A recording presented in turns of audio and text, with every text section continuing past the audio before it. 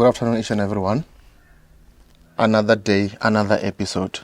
I'm pretty sure by now you know who I am, and this is going to be episode 14 of my story, guys.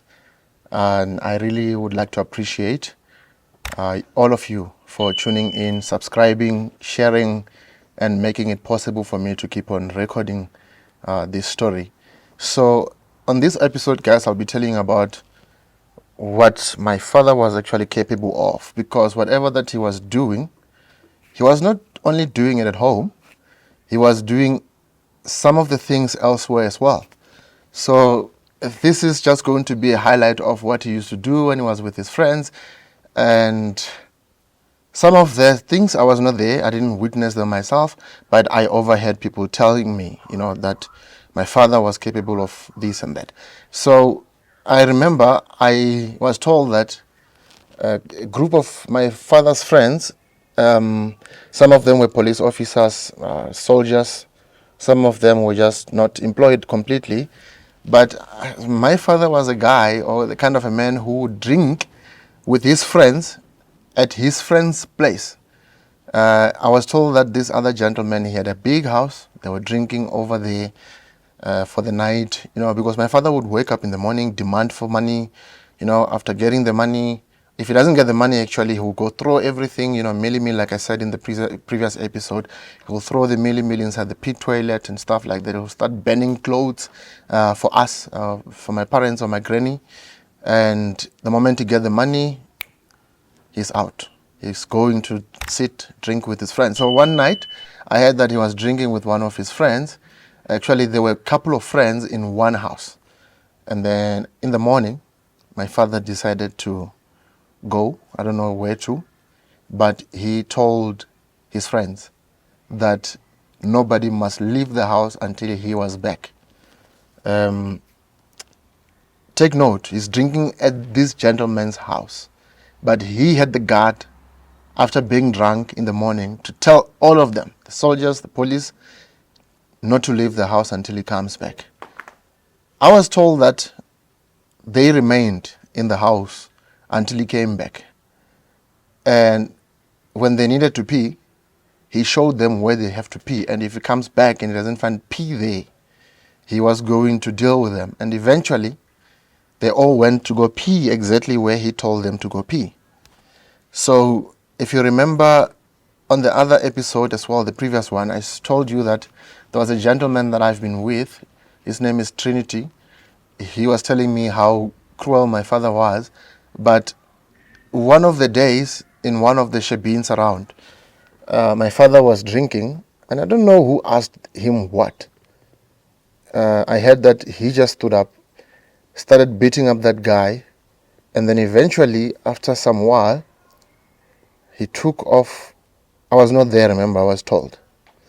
I heard he took off Mopani Wem inside from his pocket, and a mini horn, a Springbok horn, like a small horn from his pocket after beating up the guy. So that actually made people believe that he was using some sort of traditional muti or something of that nature. But those were hearsays, So there was this one incident when my father, he had a friend, and that gentleman's surname was Chibase.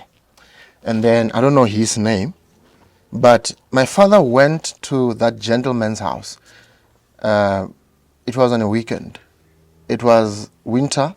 He was wearing a jacket. So after drinking through the night, he came back and he forgot his jacket right there. What he did was, the following morning, he sent me and my younger brother to go pick up his jacket. But we didn't know the place, the house. And it was far. I'm talking about maybe 10 kilometers plus. We had to walk. So he directed us. He gave us a clear direction, but we were not familiar with the area. So we didn't know exactly where we were going, what to look for, and stuff like that. So we actually went as far as we thought we were correct. And then we asked people around about the surname Chibas. We asked, do you know any house that belongs to the Chibases, the surname, right? And then they told us that was the house. We went there, we opened the gate, And then there was no one there. We were playing the marbles. I don't know what you call it in other languages, but in my home language it's called Stina. You know, we were playing, me and my younger brother, we were hoping that the family would come back. We stayed there, we played that thing until it was late. Then we realized, no, maybe we must go. We went back home. We told him, the gentleman that you sent us to go see, to pick up your jacket, was not there. And my father was like, no problem, we're going to go back tomorrow. The following day we went. Same story, there's no one there. It's a big house. We're playing under the trees. You know, my area back then was not dangerous. You wouldn't have been suspected for thefts and robberies and stuff like that, or break-ins. So we were like playing peacefully. Nobody was actually suspecting anything. We went back home. And then we told him the same thing. Then he sent us the third time. Then on the third time, we asked around, why is this house always empty? And they said, no, those people traveled. They went out of the country. And they were like, this doesn't make sense. We went back to my father. We told him that. And he said, no, there's no such a thing. And he got so angry. I think on the fourth time that we were supposed to actually go there, he decided to go with us. Only to realize that wherever he was sending us were further, away from where we've been. So we had to walk slightly further to get to the correct house. So we went there with him. I was with my brother. We got there, and then we were like, this is not the same house as we went.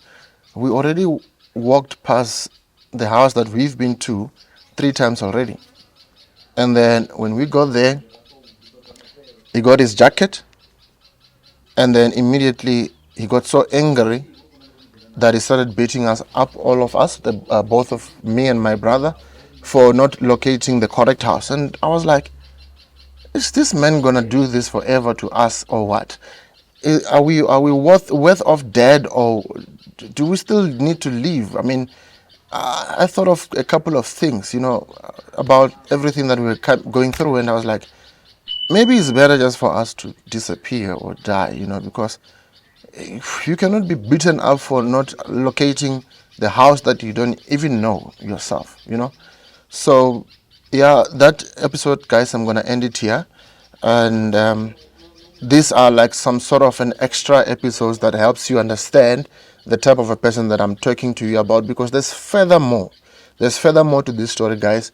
There's a lot that you're still gonna hear, and there's a lot of scary things that you're going to kind of like, listen to when I'm talking like this on the episodes to come. But I'll be plugging in certain things that will make you understand everything that was happening in the family, within us, and all sort of things. So thank you so much, guys, for tuning into this episode. I'll see you on the next episode. I appreciate it.